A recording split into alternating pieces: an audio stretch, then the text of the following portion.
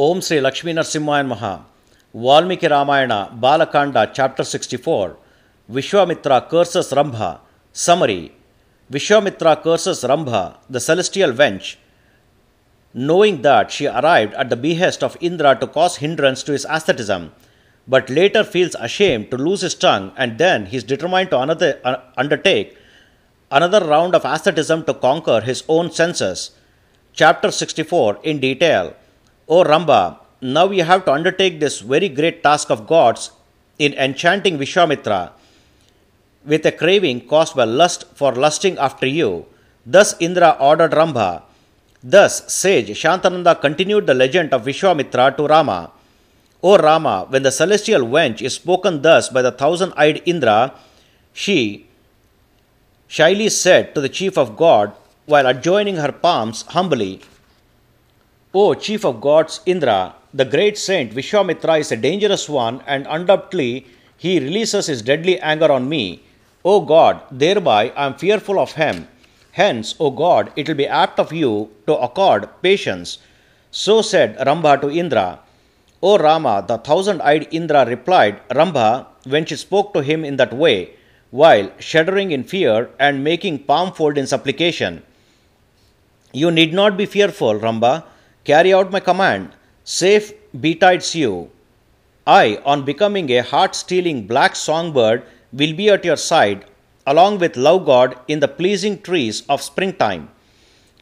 Indeed, on your assuming a highly sparkling semblance and multiplexing your savior fairy with born food and born vivians, you disengage that ascetical sage Kaushika from asceticism. So said Indra to Rambha. On hearing the sentence of Indra, she adopted an unexcelled physic, and on becoming charming damsel, she started to entice Vishvamitra with giggly grins. Vishvamitra has heard melodious trilling tune of songbird, and while his heart is highly gladdened about the ambience, he incidentally saw and stared at Rambha. By the exceptionally trilling tune of that songbird and by the unexceptionally tableau of Rambha, the sage is on his qui vive on knowing that as an escapade of the thousand-eyed Indra, Vishvamitra is enwrapped in wrath, and he cursed Rambha, whereof you try to entice me, who am wishing to win over the lust and anger, you unlucky female Rambha, thereof you will become a rock-like statued wastrel. A highly resplendent Brahman who is aesthetically powerful redeems you.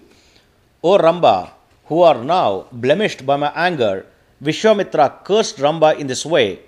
Thus the great resplendent Vishvamitra became distressed when that great saint could not contain his anger in uttering an angry curse.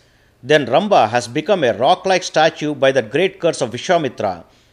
And having heard the words of that great saint, love god, and Indra also took flight.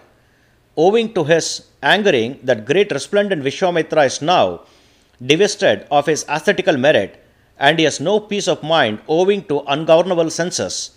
His consciousness became sentimental owing to the divestiture of his ascetical merit, and he talked to himself, I shall not succumb to wrath in any way, nor I put my presentiment into words. Otherwise I do not even respire for 100 years, for the respiratory gestures will also exhibit moods, and I indeed emanciate myself until I become a real conqueror of my own senses. Till such time as I acquire Brahmahood with the merit of my own asceticism, I will be breathless and foodless, even if it's going to take endless years. And while I am in asceticism, my bodily organs indeed will not undergo any deterioration. So said Vishvamitra to himself. Thus, that eminent sage, abiding by the commitment to the vow for 1,000 years, O Rama, the legatee of Raghu, which is non-parallel vow in the world, thus Shantananda continued. Thus, this is the 64th chapter in Balakanda Valmiki Ramayana, the first epic poem of India. Sri Moola Rama Vijayate. Om Sri Krishnarpanamastu.